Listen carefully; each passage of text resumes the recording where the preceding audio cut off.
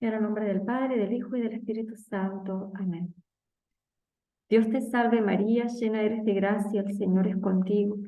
Bendita tú eres entre todas las mujeres y bendito es el fruto de tu vientre, Jesús. Santa María, Madre de Dios, ruega por nosotros pecadores, ahora y en la hora de nuestra muerte. Amén. Nuestra Señora de Luján, ruega por nosotros. En el nombre del Padre, del Hijo y del Espíritu Santo. Amén. Muy bien, vamos a ver hoy la parte quinta de, esta serie de charlas sobre el tratado del Verbo encarnado, ¿no?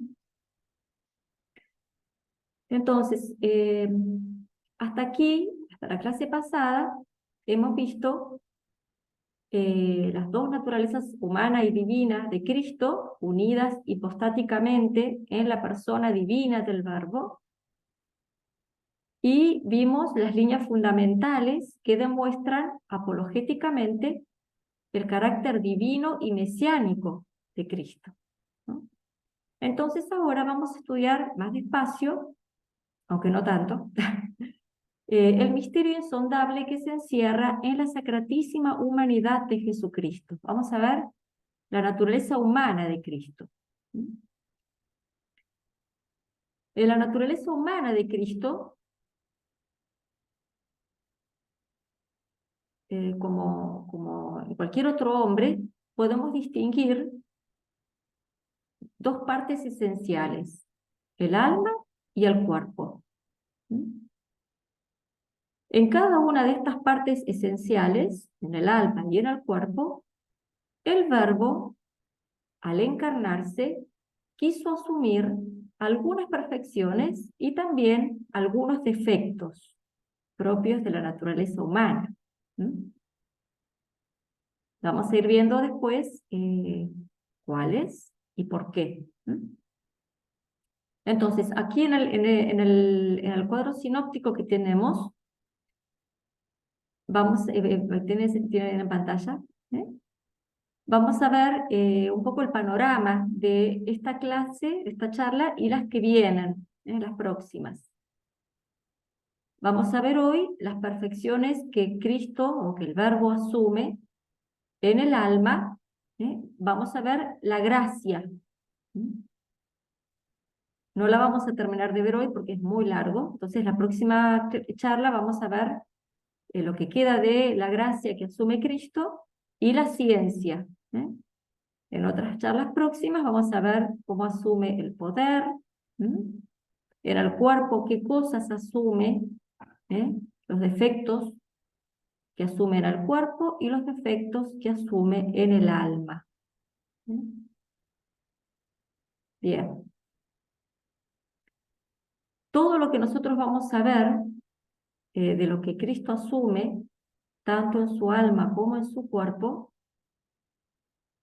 tiene que ver con su dignidad de persona divina y también con su misión redentora. Vamos a ir viendo que todos los argumentos, siguiéndolo a Santo Tomás, se reducen a esto. Lo que conviene que Cristo asuma según su dignidad divina y según la misión que él viene a cumplir, que es la de redimir a los hombres. Entonces, en vista de estas dos cosas, ¿qué es lo que asume y qué es lo que no asume?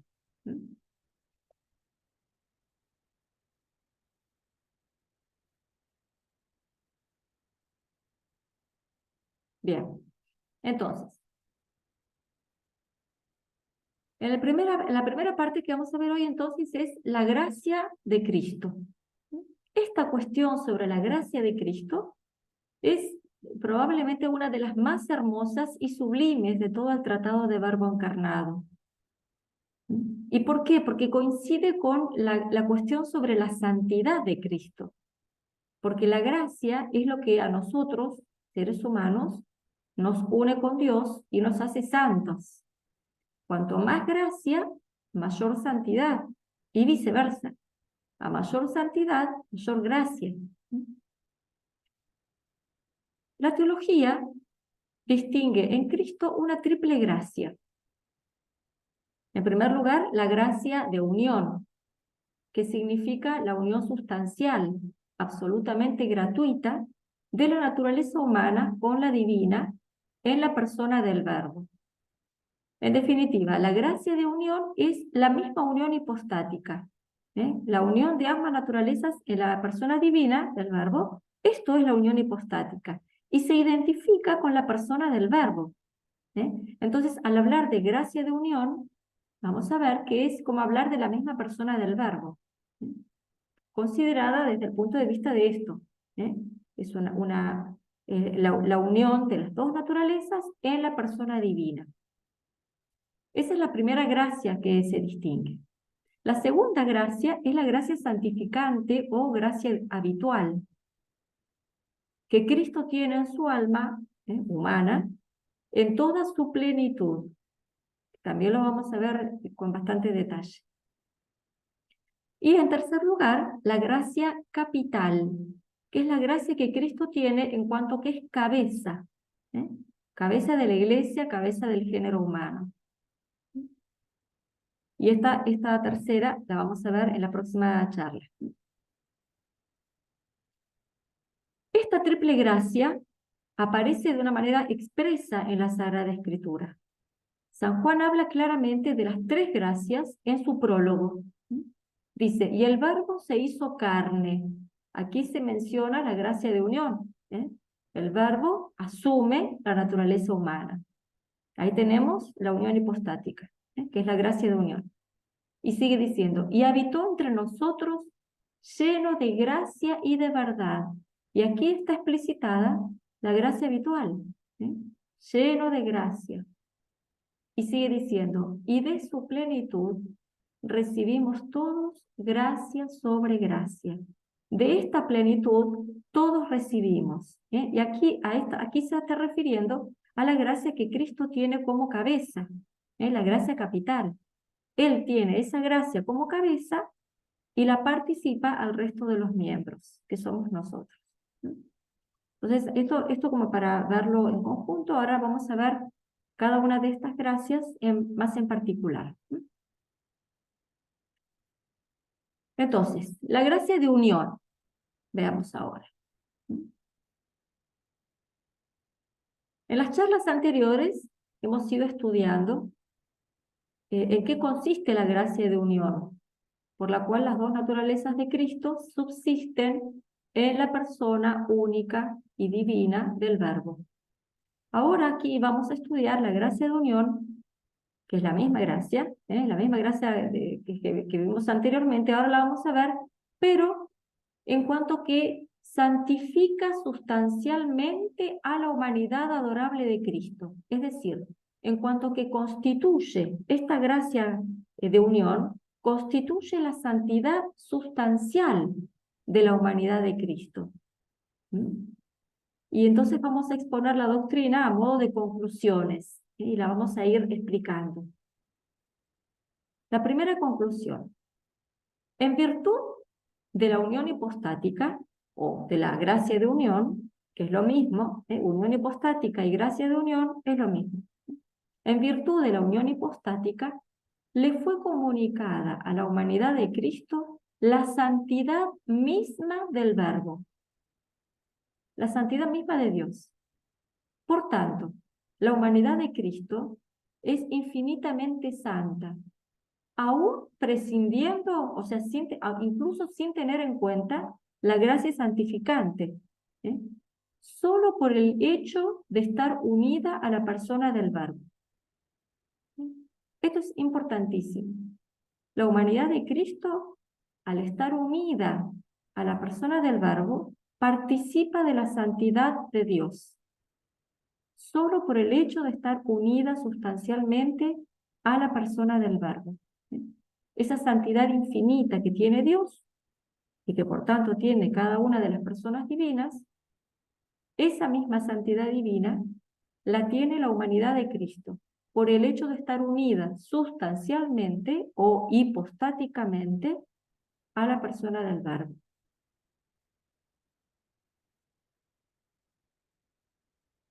De modo que Cristo, en cuanto hombre, es infinitamente santo. Y esto de un modo absoluto, sin hacer distinciones. Infinitamente santo. Esta santidad infinita y sustancial de Cristo, en cuanto hombre, es lo que se llama la gracia de unión. Por esta gracia de unión, la Iglesia ha podido definir que la carne de Cristo, todo lo que constituye el cuerpo de Cristo, es vivificante, es decir, tiene el poder de vivificarlo todo. Esto tiene una importancia trascendental en la Eucaristía, porque nosotros comulgamos el cuerpo de Cristo. Y ese cuerpo de Cristo tiene el poder de vivificar nuestras almas, justamente por la santidad infinita que tiene. La gracia santificante santifica solo el alma. Lo vamos a ver un poquito más adelante cuando hablemos de la gracia santificante en Cristo. La gracia santificante santifica solo el alma. En cambio, la gracia de unión, santifica toda la humanidad de Cristo, cuerpo y alma. La gracia de unión, por tanto, como decía antes, es la misma unión hipostática.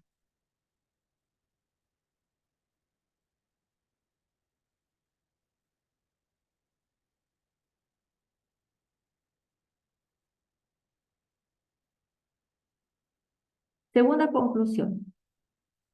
La gracia de Dios, la gracia de unión se extiende a toda la humanidad de Cristo, es decir, al alma y al cuerpo.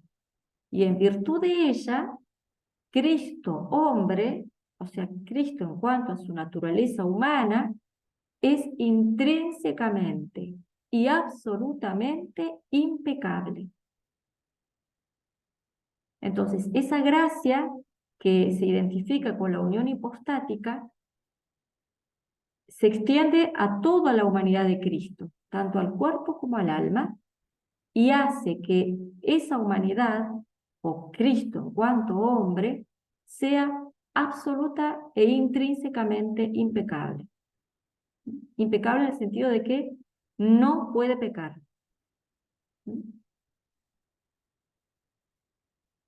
El verbo, en la conclusión anterior ya explicamos que la humanidad de Cristo, cuerpo y alma, quedó unida hipostáticamente al verbo.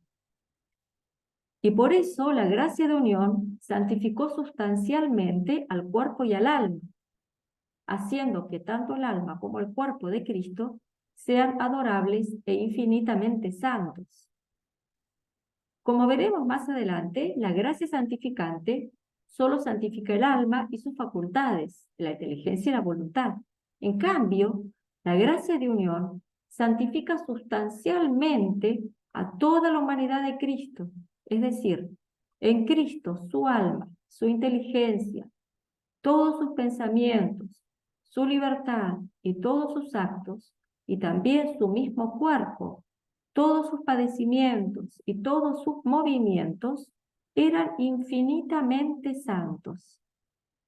Cada palabra que salía de su boca era infinitamente santa y agradable a su Padre.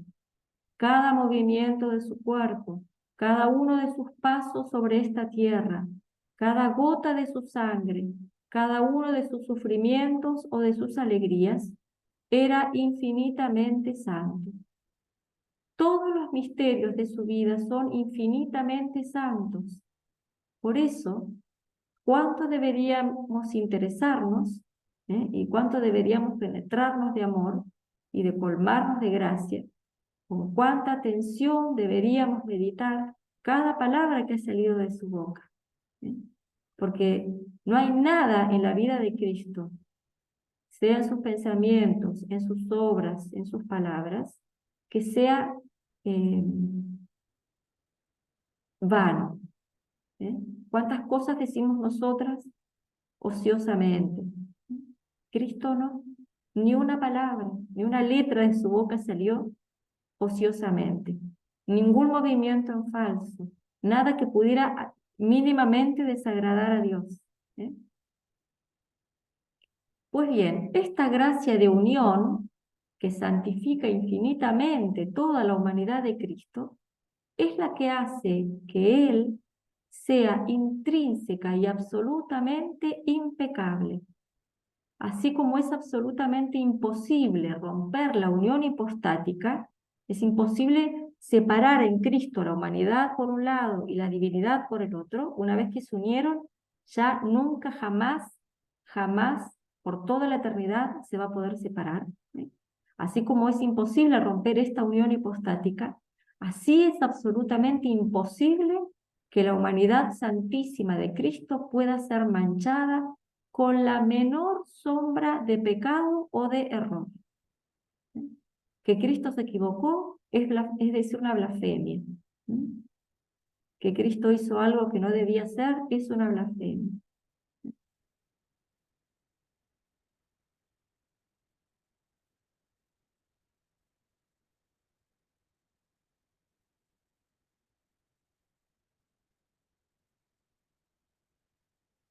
Bien, esto en cuanto a la gracia de unión, que es la primera gracia que se puede distinguir en Cristo. La segunda gracia es la gracia santificante o gracia habitual, que también nosotros tenemos. Nosotros la gracia de unión evidentemente no la tenemos, ¿eh? Pero la gracia santificante sí la tenemos nosotros. Es la gracia que recibimos en el bautismo por primera vez y luego la seguimos renovando, se sigue fortaleciendo en cada uno de los sacramentos que recibimos.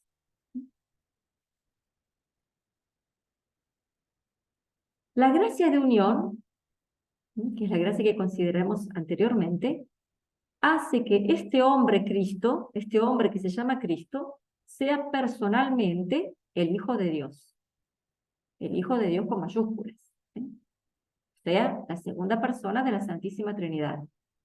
Pero además de esta gracia de unión que eleva infinitamente la naturaleza humana de Cristo, su alma santísima posee la gracia habitual o santificante, como la nuestra, pero con una plenitud inmensa, inmensa en el sentido más exacto de la palabra, que no se puede medir. Inmensa significa eso, que no se puede medir. Santo Tomás lo explica así. La gracia de unión es el mismo ser personal, ¿eh? El ser personal se refiere a la persona divina que ha sido dada gratuitamente por Dios a la naturaleza humana en la persona del Verbo. O sea, la naturaleza humana de Cristo ha recibido en sí o ha sido asumida por la persona divina del Verbo.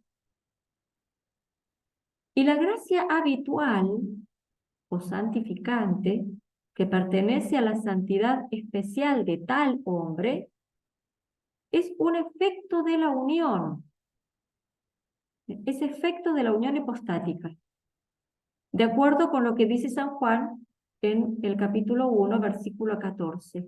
Vimos su gloria como la del unigénito del Padre, lleno de gracia y de verdad, lo cual significa, dice Santo Tomás, que por el hecho de ser ese hombre el unigénito del Padre, como efecto de la unión, o sea, como efecto de la unión hipostática, tiene la plenitud de gracia y de verdad. ¿Qué es la gracia santificante? Como para explicar un poquitito los conceptos. Ya lo hemos visto otras veces, pero es bueno repetirlo para que se nos vayan como grabando estas definiciones tan importantes. La gracia santificante, repito, es la gracia que recibimos nosotros en el bautismo, y que se va renovando, se va fortaleciendo mientras cuando recibimos los sacramentos. Esta gracia santificante es una cualidad sobrenatural infundida por Dios en nuestra alma que nos da una participación física y formal, aunque análoga y accidental, de la naturaleza misma de Dios, haciéndonos hijos suyos y herederos de su gloria. Así, el alma en gracia se convierte en una reproducción, en un reverbero de Dios, con irradiaciones divinas. Y al mismo tiempo, todo lo que hace esa alma en gracia, todo lo que hace con su inteligencia y voluntad, al estar estas elevadas por la gracia al orden sobrenatural, tiene valor sobrenatural. La gracia eleva el alma y sus potencias al orden sobrenatural. Las potencias son la inteligencia y la voluntad. Entonces, al estar estas elevadas al orden sobrenatural, todo lo que yo hago con la inteligencia y con la voluntad tiene valor sobrenatural. Ahora bien, Jesucristo tuvo esta gracia santificante con una plenitud inmensa y única, con todo el cortejo de realidades sobrenaturales que la acompañan. Esto lo vamos a ver ahora también a modo de conclusiones.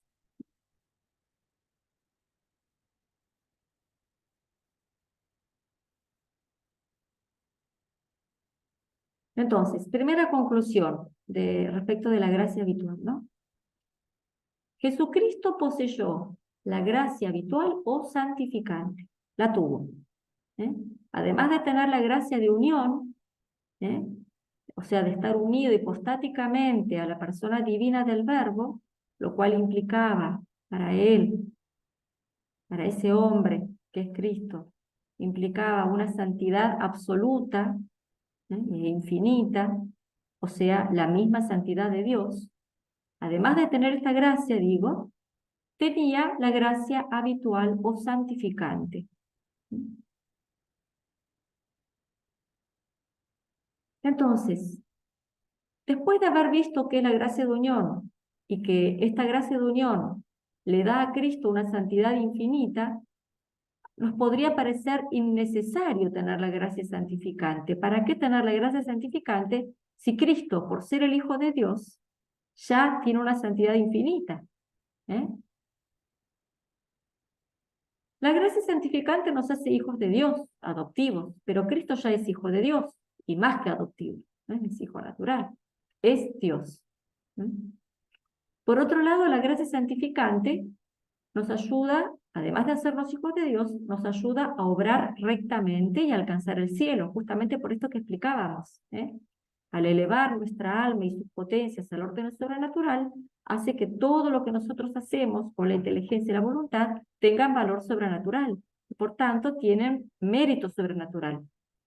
Nos ayudan a obrar rectamente y de una manera meritoria que nos sirve para ganar el cielo. Pero Cristo, por ser el Hijo de Dios, ya obraba rectamente en todo y además poseía la vida eterna como hijo natural de Dios. Él es Dios. Entonces, ¿para qué necesitaba tener la gracia santificante? Le bastaba la gracia de unión y le sobraba.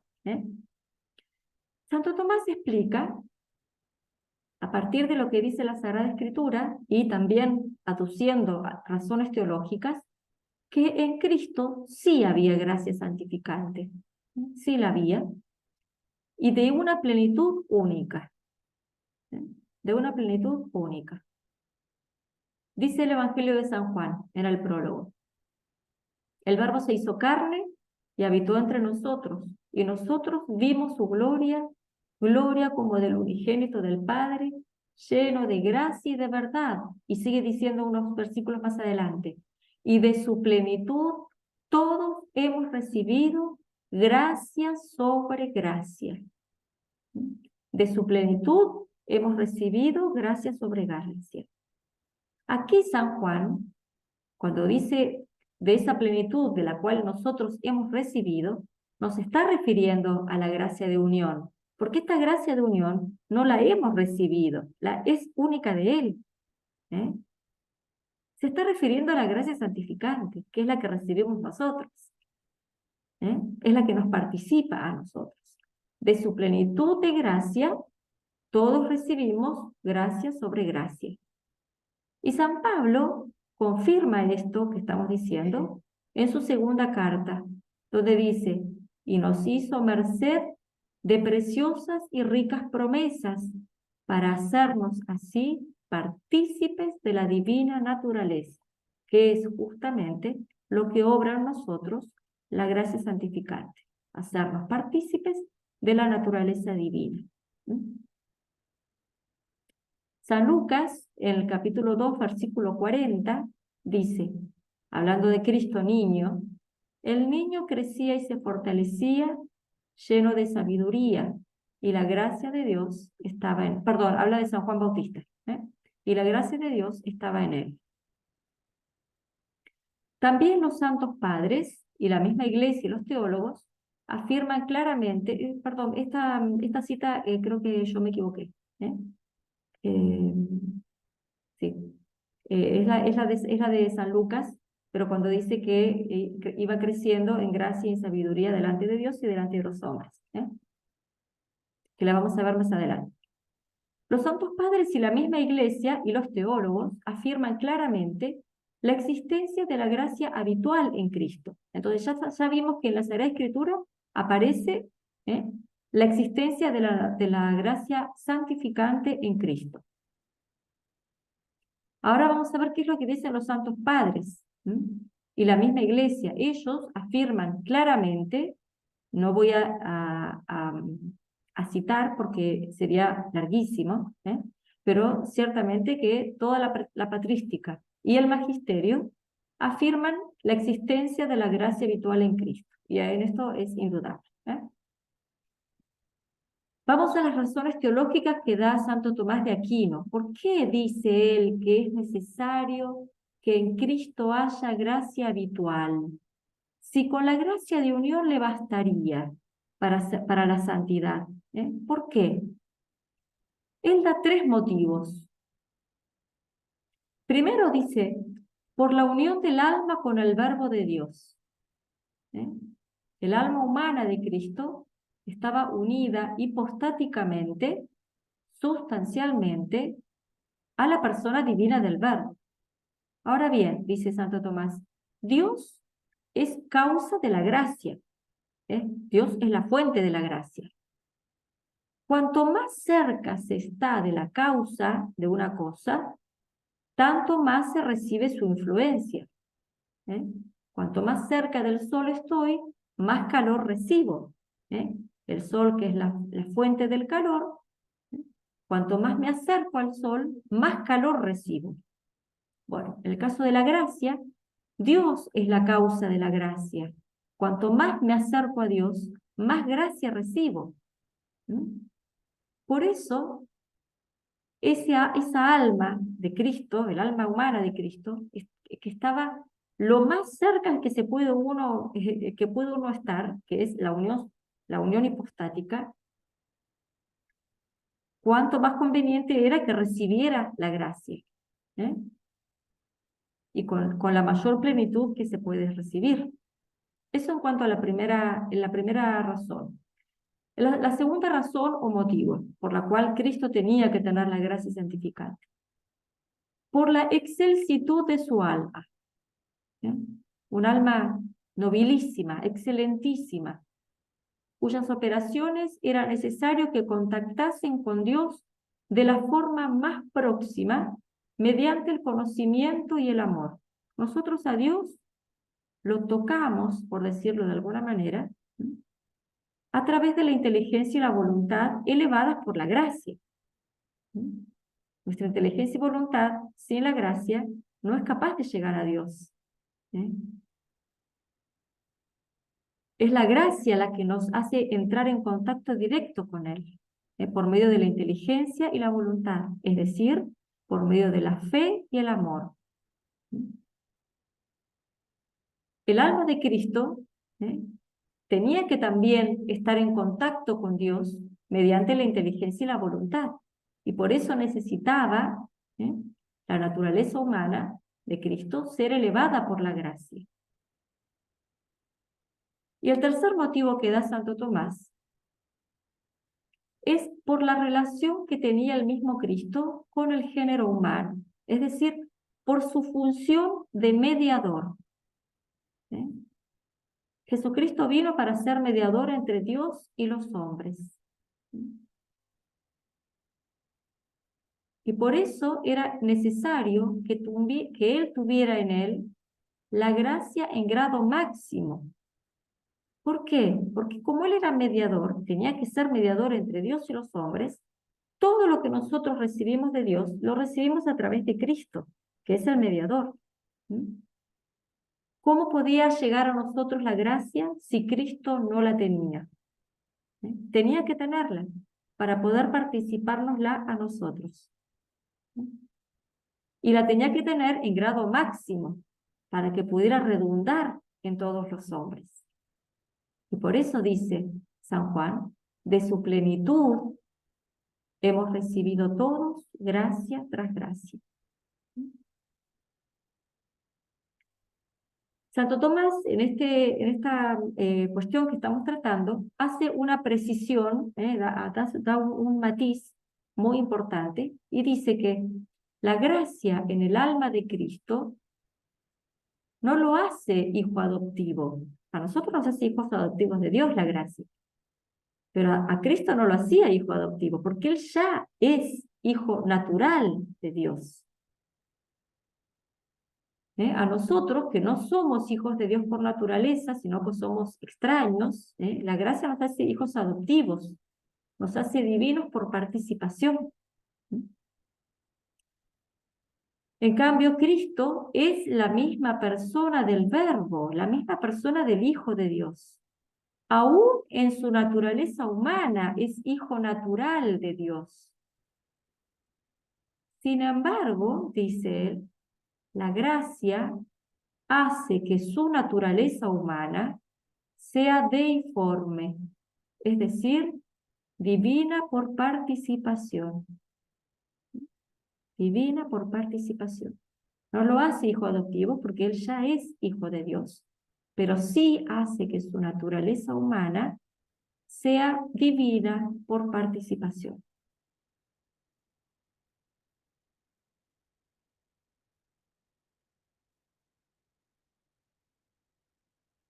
Bien, segunda conclusión.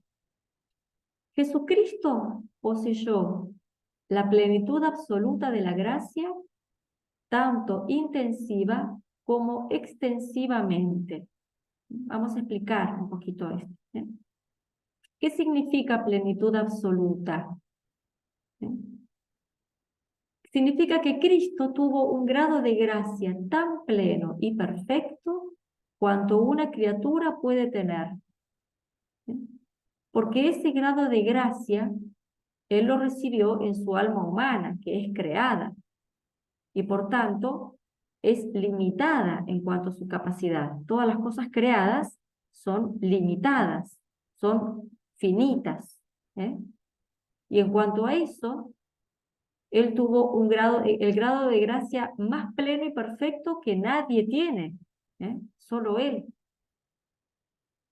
La plenitud absoluta de gracia que Cristo tuvo no podía crecer o hacerse mayor, era suma, absoluta. Más gracia no le cabía, como si dijéramos. Además, esta plenitud absoluta de gracia implica que tenía todos los efectos posibles que se derivan de la gracia, es decir, todas las virtudes, dones y carismas en grado pleno y sumo. Lo vamos a ver mejor más adelante. Pero por ahora tiene que quedar en claro esto, que él tuvo una plenitud absoluta, absoluta. No le cabía un poquitito de gracia más. Todo lo que puede entrar en un alma humana, por hablar así de una manera más vulgar, digamos, toda la gracia, toda la capacidad de gracia que tenía esa alma estaba completa, saturada. Y esta plenitud de gracia absoluta, tanto en cuanto a la intensidad como en cuanto a la extensión, o sea, en cuanto a la capacidad, intensidad en el sentido de cuánta gracia tenía, toda la que le cabía, y la extensión se refiere a los efectos, todas las virtudes, todos los dones y todos los carismas en grado pleno y sumo. Eso es la plenitud absoluta en cuanto a la intensidad y en cuanto a la extensión. Bien, esta plenitud doble, por decirlo de alguna manera, está atestiguada en la misma Sagrada Escritura y por los santos padres. En la Sagrada Escritura dice San Lucas, en el capítulo 4, versículo 1, Jesús, habla de Jesús lleno del Espíritu Santo, lleno del Espíritu Santo. En San Juan 1:14 dice, y habitó entre nosotros lleno de gracia y de verdad. Y San Pablo, en la carta a los Colosenses 1:19, dice, pues quiso el Padre hacer habitar en él toda la plenitud. Toda la plenitud. Los santos padres, voy a citar solamente a San Juan Crisóstomo,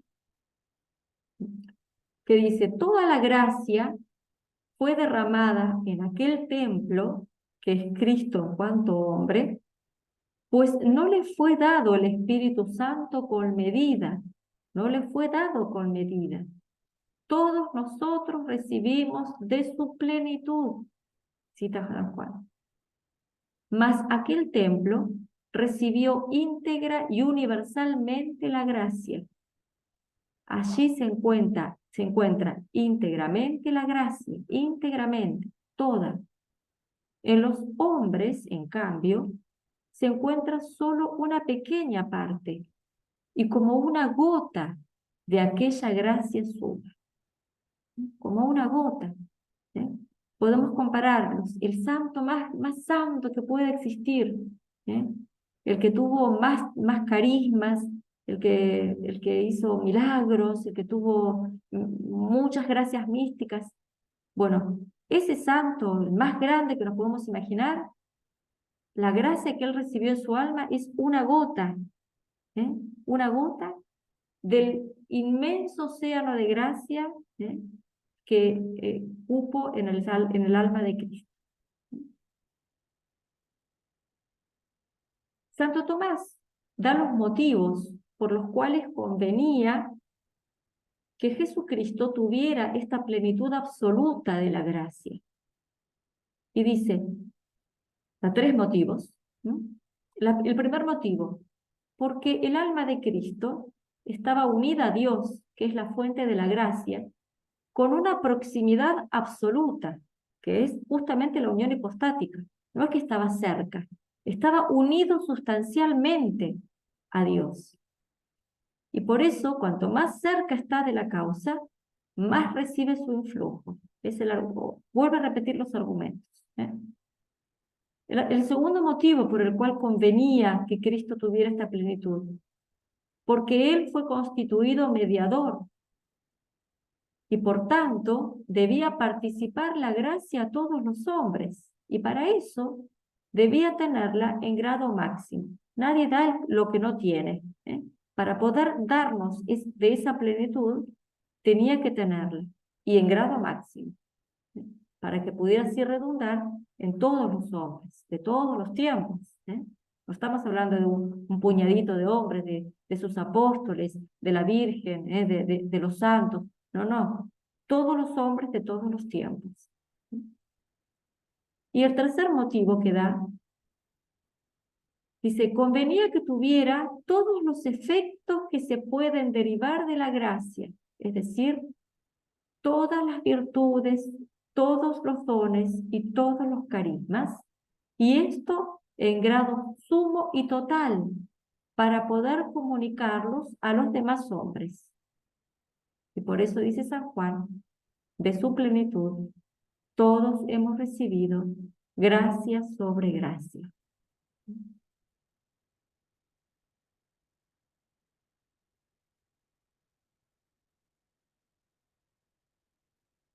Tercera conclusión.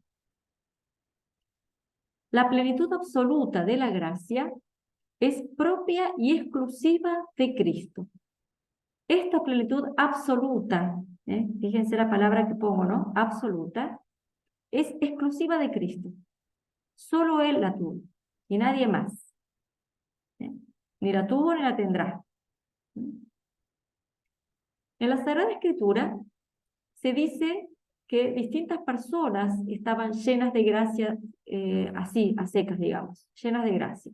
Se habla de Jesucristo, lleno de gracia y de verdad, de la Virgen, el ángel la saluda y le dice, llena de gracia. De San Esteban también se dice, Esteban lleno de gracia. De San Bernabé también se dice que estaba lleno de gracia.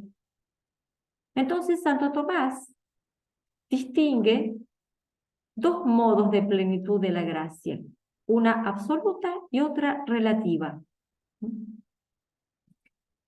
La plenitud absoluta consiste en poseer el más alto grado de gracia en cuanto a su esencia, a la esencia de la gracia, y en cuanto a su virtualidad, es decir, a sus efectos. En cuanto que se tiene la gracia de la manera más excelente que puede ser tenida, y con la máxima extensión a todos los efectos de la gracia. Esta plenitud de gracia es única de Cristo. Solo Él la tuvo.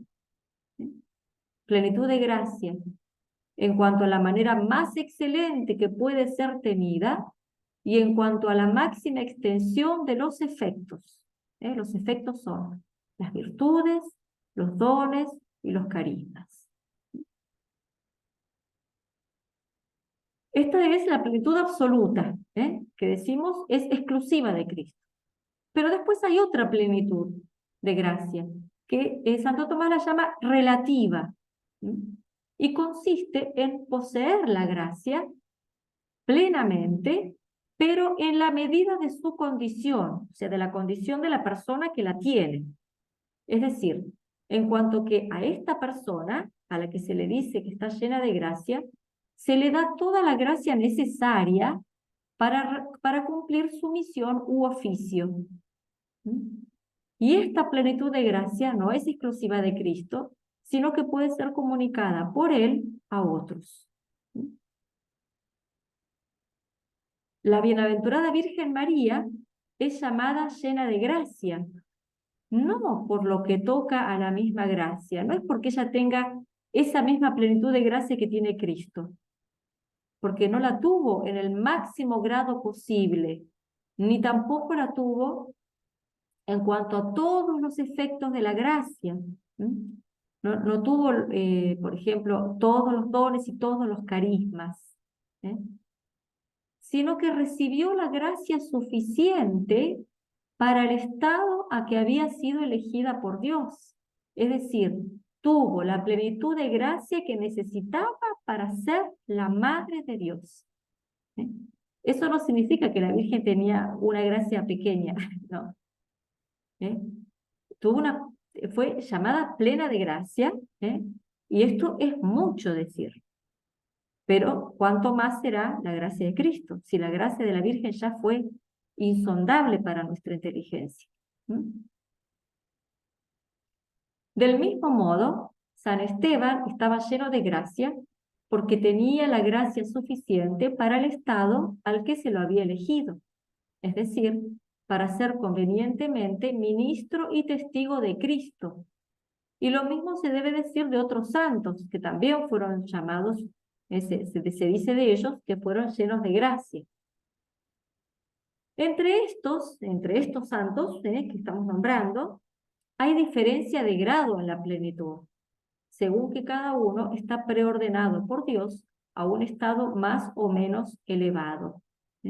Obviamente, de todos los santos de los que se dice que fueron llenos de gracia, la Virgen descolla con mucho, ¿no?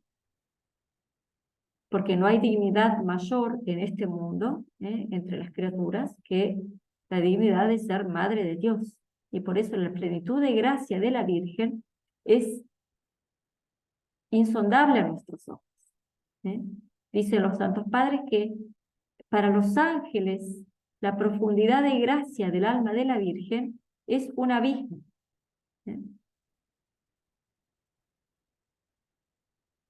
Bien, esta es la plenitud relativa que dice Santo Tomás. La plenitud de gracia relativa, o sea, Plenitud en cuanto que tiene todas las gracias y todos los dones y carismas necesarios para cumplir con el oficio o misión que Dios le ha encargado. Pero la plenitud absoluta de la gracia es propia y exclusiva de Jesucristo. En Él, en Cristo, la gracia tenía algo de participación solo en cuanto es algo creado. La gracia es algo creado. También la gracia que tiene Cristo, la gracia santificante de Cristo es algo creado, porque es participación de la vida divina. Pero esa participación de la vida divina, en Él estuvo de modo ilimitado, infinito. Infinito. Por eso se dice que Él recibió la gracia sin medida. Sin medida.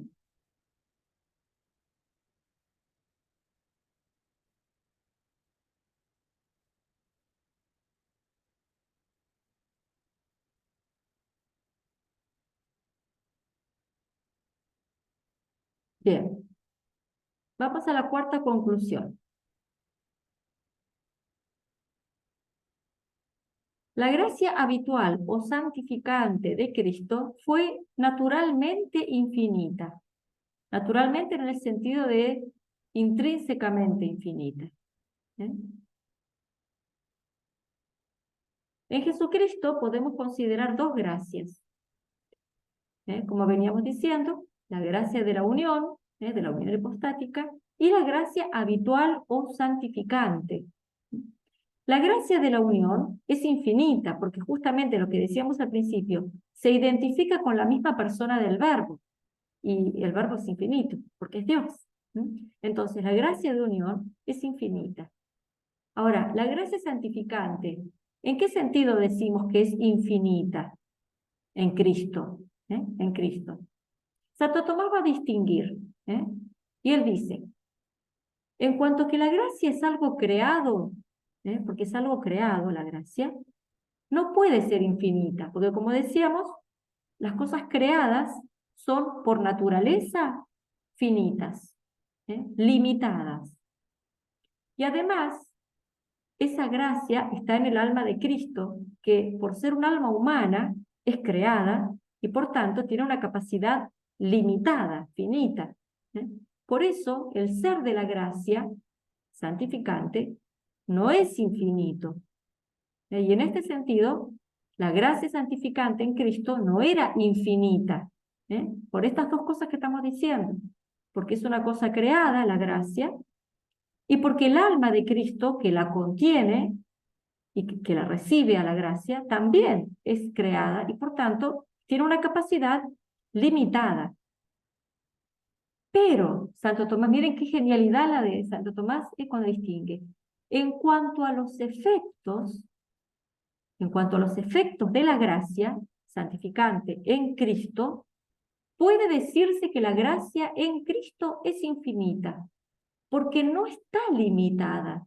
Es decir, tiene todo lo que pertenece al concepto de gracia y le ha sido dada sin medida, como a principio universal del que se deriva a todos los demás hombres.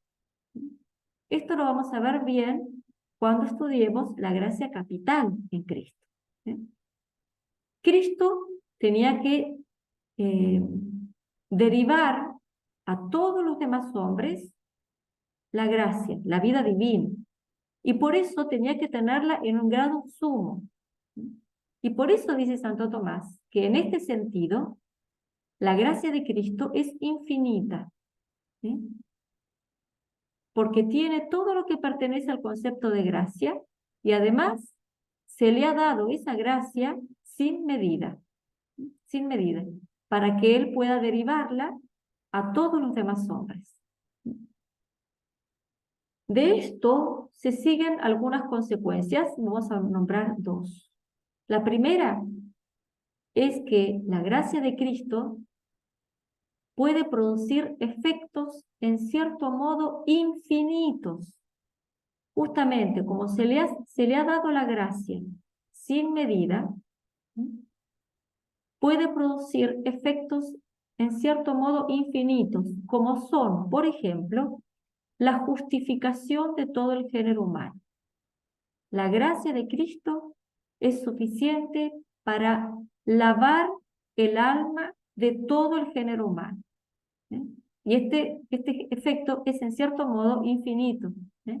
Porque el pecado, que lava la gracia de Cristo, el pecado tiene algo de infinito en cuanto que es una ofensa contra un ser infinito. ¿Eh? Lo vamos a estudiar también más adelante, pero esto ya tiene que quedarles de alguna manera ir sonándoles en la cabeza. Y la segunda consecuencia que podemos ver es que por mucho que crezca y se desarrolle la gracia en un santo cualquiera, jamás podrá alcanzar el grado de la gracia de Cristo. El santo más grande, los santos de los últimos tiempos, que San Luis María Griñón de Montfort dice que serán gigantes al lado de los santos anteriores, ¿eh? Por mucho que se desarrolle la gracia en los más grandes santos, jamás podrá alcanzar el grado de gracia de Cristo, porque siempre estará la diferencia entre una gracia particular, que es la gracia de este santo, San Pepito, y la plenitud universal de Cristo, porque la gracia plena que tiene Cristo es para redundarla en todos los demás hombres. Y en ese sentido es una gracia infinita. ¿Eh? Por eso Santo Tomás la llama una plenitud universal.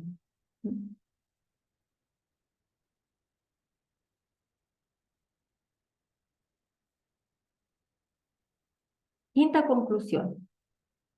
La plenitud de la gracia de Cristo es tan absoluta que no puede crecer o aumentar. No puede crecer o aumentar. El alma de Cristo recibió la gracia habitual o santificante con una plenitud inmensa. Decimos, cuando hablamos de la palabra inmensa, estamos hablando de algo que no se puede medir. No se puede medir. El mar, decimos que es inmenso porque no alcanzamos a ver el principio y el fin, o no vemos hasta dónde llega, pero eso por incapacidad nuestra. Pero el mar sí tiene límites, no es inmenso. La gracia de Cristo tiene una plenitud inmensa en el sentido pleno de la palabra, suficientemente proporcionada a la unión hipostática, que es una gracia infinita. La unión hipostática es una gracia infinita, y por eso la gracia habitual o santificante en Cristo tenía que tener una plenitud semejante, que proporcionara el alma de Cristo a la persona divina del Verbo, con la cual estaba unida hipostáticamente. Vuelvo a decir entonces, el alma de Cristo recibió la gracia habitual o santificante con una plenitud inmensa, suficientemente proporcionada a la unión hipostática, que es la mayor de cuantas existen o pueden existir. Nadie jamás alcanzará la plenitud de gracia, en cierto modo infinita, que poseyó Cristo desde el primer instante de su concepción.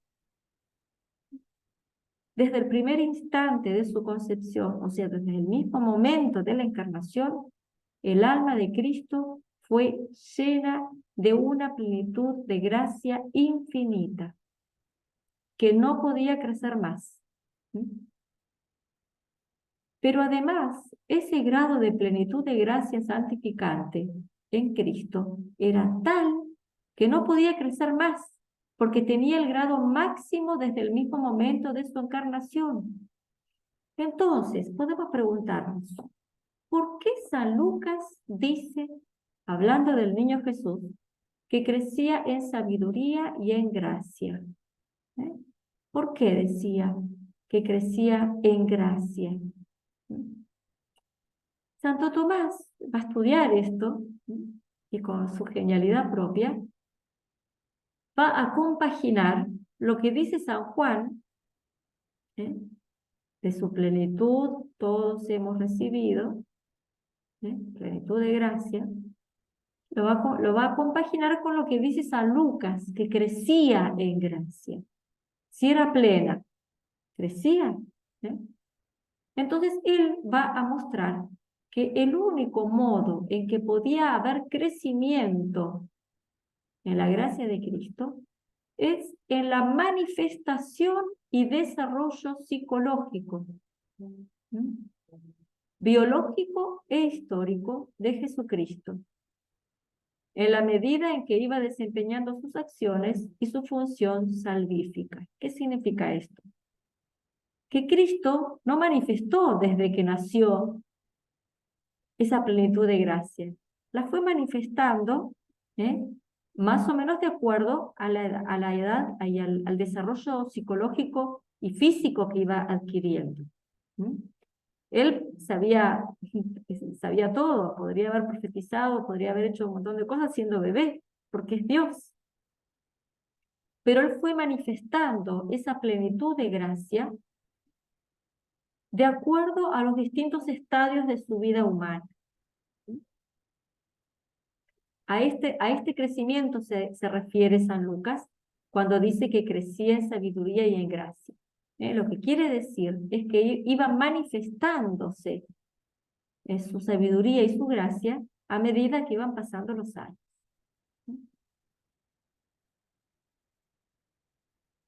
Bien. Sexta conclusión. Junto con la gracia santificante, Cristo poseyó en grado supremo todas las virtudes infusas, excepto las que eran incompatibles con su estado de comprensor o implican alguna imperfección. Vamos a explicar un poquito algunas palabras que aparecen acá. La palabra comprensor, ¿qué significa comprensor? Nosotros hablamos de que somos viadores, nosotros que vamos caminando por este mundo todavía, viadores, caminantes, a eso se refiere la palabra viador. Pero una vez que estamos en el cielo, las almas que están en el cielo contemplando a Dios, se los llama en la teología comprensores, porque ven a Dios. El viador va de camino hacia la visión de Dios. El comprensor es el que ya está contemplándolo a Dios cara a cara. Bien, entonces acá decimos que junto con la gracia santificante, Cristo poseyó en grado supremo todas las virtudes infusas.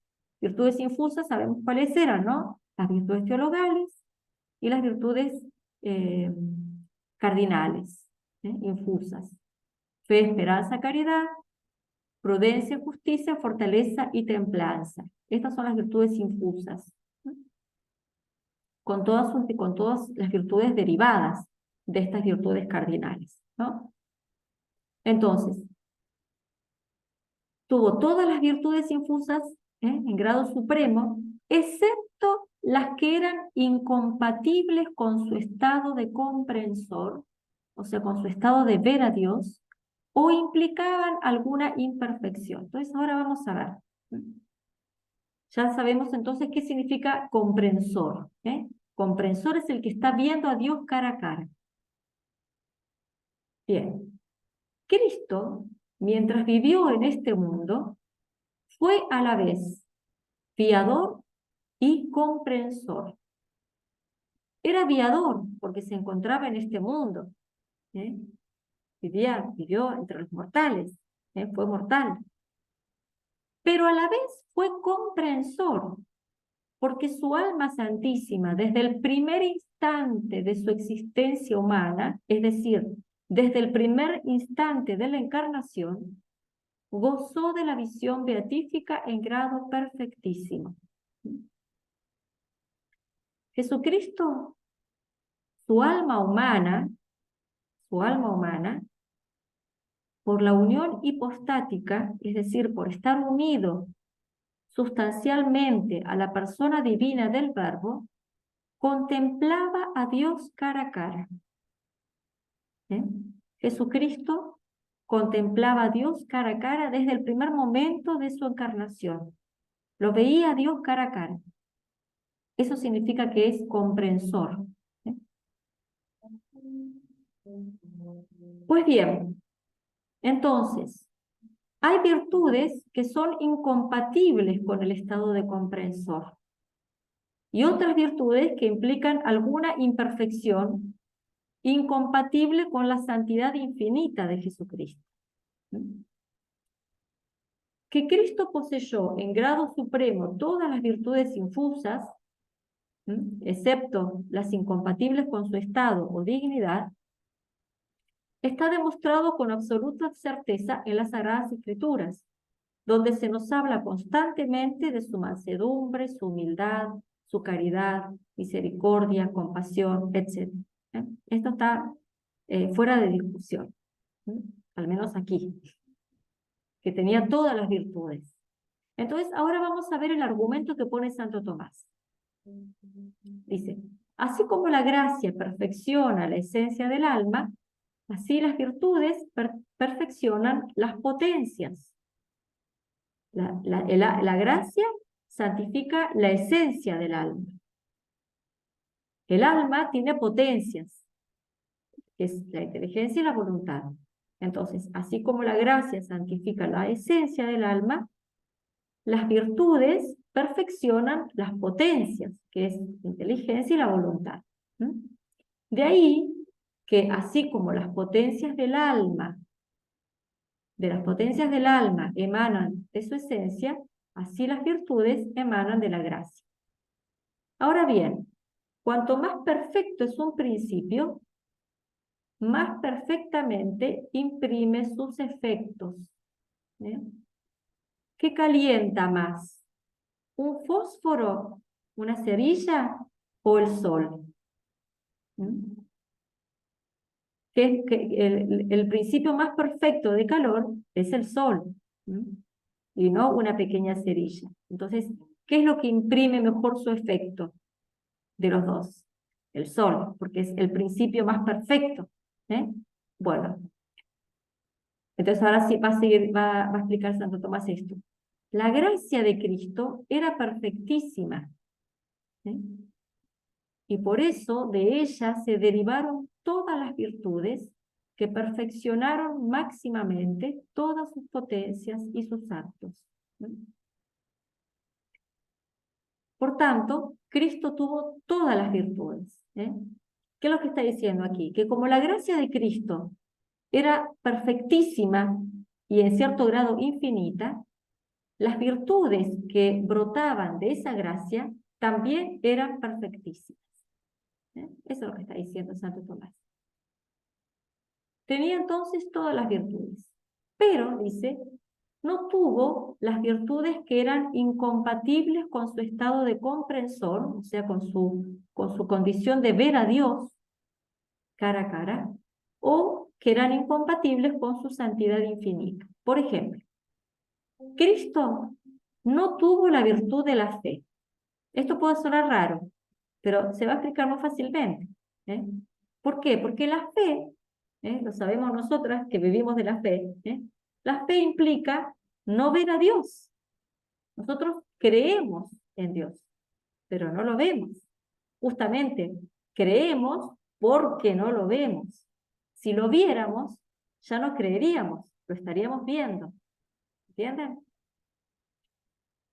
Entonces, yo en el cielo lo voy a ver a Dios cara a cara. Entonces no voy a necesitar de la fe, porque ya lo veo. La fe la necesito mientras no veo a Dios, pero cuando yo ya lo vea, no la voy a necesitar. Entonces, si el alma de Cristo contemplaba a Dios cara a cara desde el primer instante de su encarnación, no necesitaba la fe. Entonces, por eso decimos que Cristo no tuvo fe teologal, no la tuvo de ninguna manera. Entonces, cuando ustedes escuchen, que se escuchan hablar de la fe de Cristo, eso es una herejía. Eso va contra la enseñanza de la Iglesia. Santo Tomás lo explica claramente esto. Jesucristo no tuvo fe. ¿Por qué? Porque él desde el primer instante de su encarnación contemplaba a Dios cara a cara perfectísimamente. Perfectísimamente. Tampoco, por esta misma razón, tampoco tenía la virtud de la esperanza. ¿Por qué? Porque por ser comprensor, o sea, por estar viendo a Dios cara a cara, poseía perfectamente a Dios. Nosotros, mientras estamos en este mundo, esperamos poseer a Dios, pero cuando estemos en el cielo, ya no esperaremos, porque lo poseeremos. Es lo que dice San Pablo. Una vez que poseemos, ya no esperamos. Si Cristo veía a Dios cara a cara, lo poseía perfectamente, entonces no necesitaba la esperanza, ya no esperaba.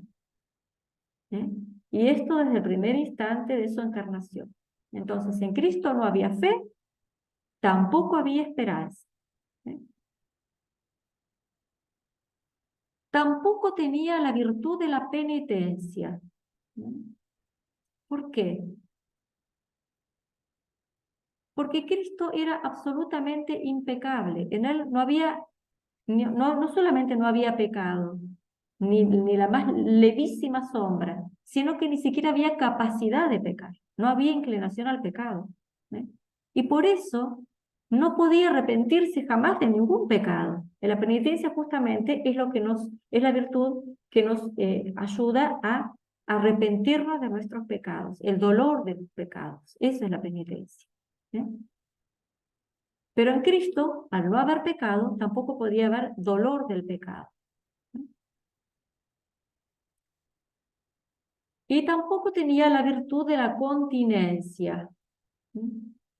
Esta virtud nosotros la necesitamos para refrenar los movimientos desordenados de la sensualidad.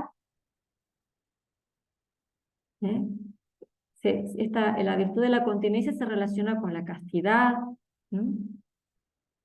sobre todo. Pero en Cristo jamás hubo el más leve movimiento desordenado de su sensualidad, porque en él estaba todo perfectísimamente ordenado. Eso lo vimos anteriormente cuando hablamos de la santidad absoluta e infinita de Jesucristo en cuanto hombre. Él participaba de la misma santidad de Dios. Entonces, no había ni el más leve movimiento desordenado y por tanto no necesitaba la virtud de la continencia. No la necesitaba. Él tuvo en grado perfectísimo la virtud de la templanza. Eso sí lo tuvo. Que fue tanto más perfecta cuanto que estuvo exento del impulso de las bajas pasiones.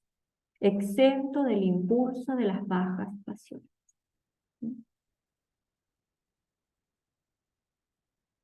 Bien.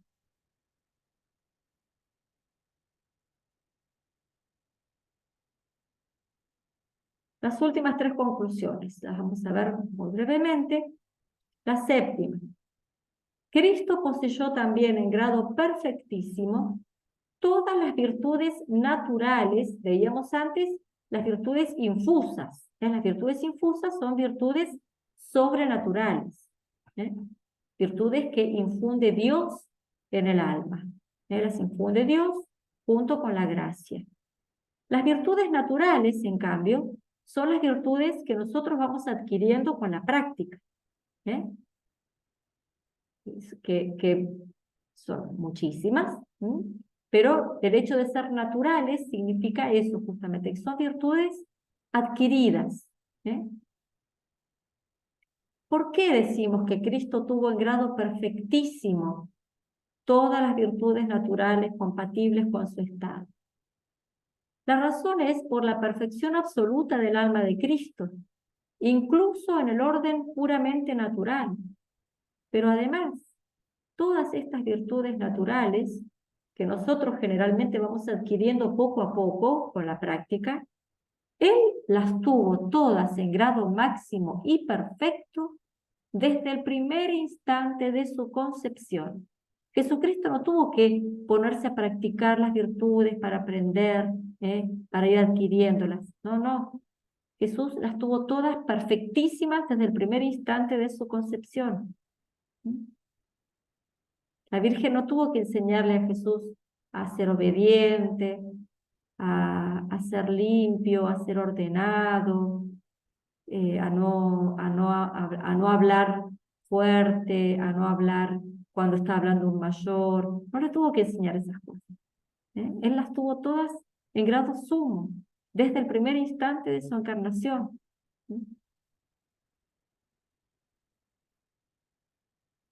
Octava conclusión. Cristo poseyó en grado perfectísimo la plenitud de los dones del Espíritu Santo.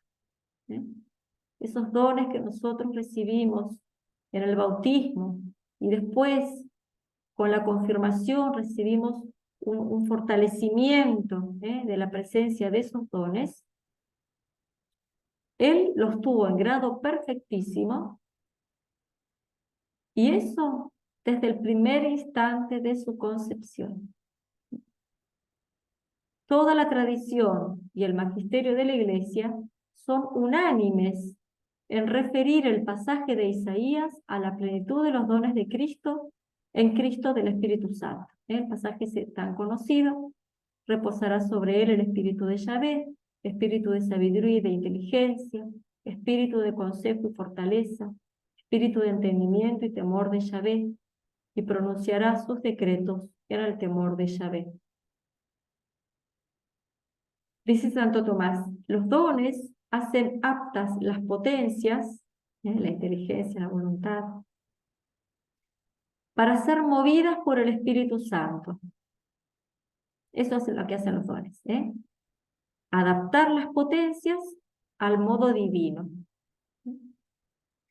Ahora bien, el alma de Cristo era movida perfectísimamente por el Espíritu Santo. Y por eso podemos afirmar que tenía los dones del modo más excelente. Santo Tomás plantea, así como decíamos al principio, que en Cristo no hay fe, no hay esperanza, etc.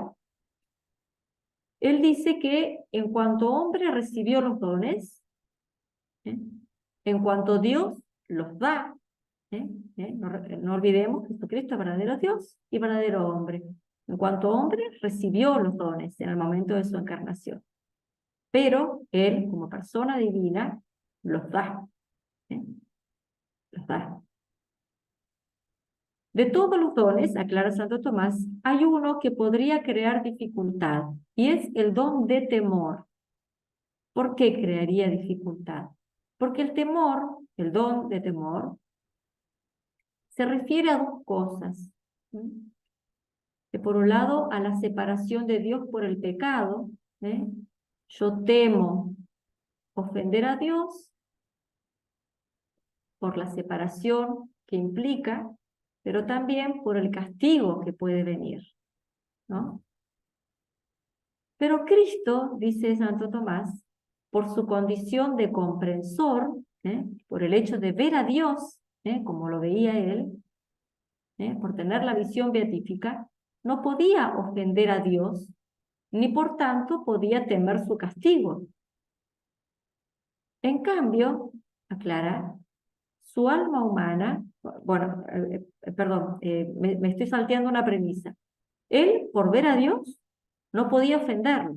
No se puede ver a Dios y ofenderlo. Esa es una de las grandes ganancias que tienen los que están en el cielo. Ya no pueden pecar porque están viéndolo a Dios. Por el ver a Dios mantiene la voluntad firme, permanente en el bien. Y por eso Jesucristo, por el hecho de estar viendo a Dios, no podía pecar. Y por tanto tampoco podía temer el castigo de Dios, ni temer la separación de Dios que implica el pecado. Y por eso puede surgir la objeción. ¿Para qué necesitaba tener el don de temor? Santo Tomás dice, su alma humana, sin embargo, se movía hacia Dios por un cierto aspecto reverencial, ¿eh? Porque percibía la superioridad de Dios por sobre su naturaleza humana, ¿eh? El alma humana de Cristo, Cristo en cuanto hombre, veía a Dios como algo superior a él, ¿eh? Y ese amor reverencial, que es parte del don de temor, ¿eh? El amor reverencial, lo movía a querer lavar las ofensas de los hombres con su pasión. Y por eso podemos decir que sí tenía el don de temor. No tenía el don de temor en cuanto a temer la separación de Dios por el pecado o a temer el castigo que se sigue del pecado, porque Cristo no podía ofender a Dios, pero sí tenía el don de temor en cuanto a ese afecto reverencial que lo movía a Jesucristo a querer lavar a los hombres de la ofensa contra Dios. El temor reverencial, el amor filial que lo movía a querer desagraviar a su padre. Última conclusión, y con esto ya terminamos. Cristo poseyó en grado perfectísimo todos los carismas o gracias gratis dadas. Los carismas o gracias gratis date, como se los llama en la teología, son ciertas manifestaciones ordinariamente milagrosas que constituyen al que las recibe el instrumento apto para confirmar a los demás en la fe o en la doctrina espiritual. San Pablo enumera estos carismas, la palabra de sabiduría, el carisma de la ciencia, de la fe en el Espíritu Santo, el don de curaciones, el don de milagros, de profecía, el discernimiento de espíritus, el don de hablar lenguas, el don de interpretarlas, etc. Distintos carismas. Estas gracias o carismas se ordenan al bien de los otros. Dios se lo concede a una persona para el bien de los otros. No se los da a esa persona porque es santo, sino que se las da para que beneficie a otros. No exige la santidad del que las recibe, pero es muy conveniente. De hecho, han habido excepciones, que voy a nombrarlas ahora, pero generalmente una persona que hace milagros es una persona de una vida santa. Digo, han habido excepciones, por ejemplo, Caifás, el sumo sacerdote, profetiza que Jesucristo iba a morir por todo el pueblo. Hace una profecía, pero obviamente no estamos hablando de una persona santa. Bien. ¿Convenía que Cristo tuviera estos carismas? ¿Convenía que Cristo tuviera todo esto que hemos hablado, el don de curaciones, de milagros, de profecía, don de lenguas, de interpretarlas, etc.?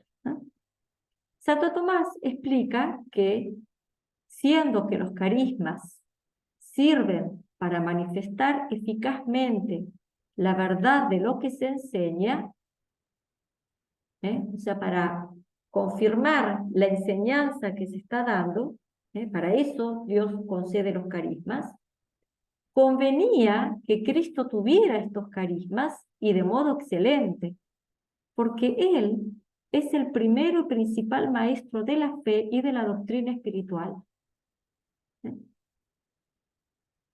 Él es el doctor, por decirlo de alguna manera, el maestro. Y por eso convenía que él pudiera confirmar su enseñanza acerca de la vida espiritual y acerca de las verdades de la fe, que las pudiera confirmar con estos carismas, que ciertamente los tuvo. Basta ponerse a leer los evangelios para ver que tenía el don de curaciones, el don de milagros, el don de profecía, el discernimiento de espíritus, etc. El don de sabiduría, todo, todo. Y esto de modo excelente, ¿eh? No solamente los tuvo todos, sino que los tuvo en grado eminente, como nadie más los tendrá. ¿Eh? Bueno, muy bien. En la próxima charla vemos la última parte, que es la gracia capital en Cristo. En el nombre del Padre, del Hijo y del Espíritu Santo. Amén.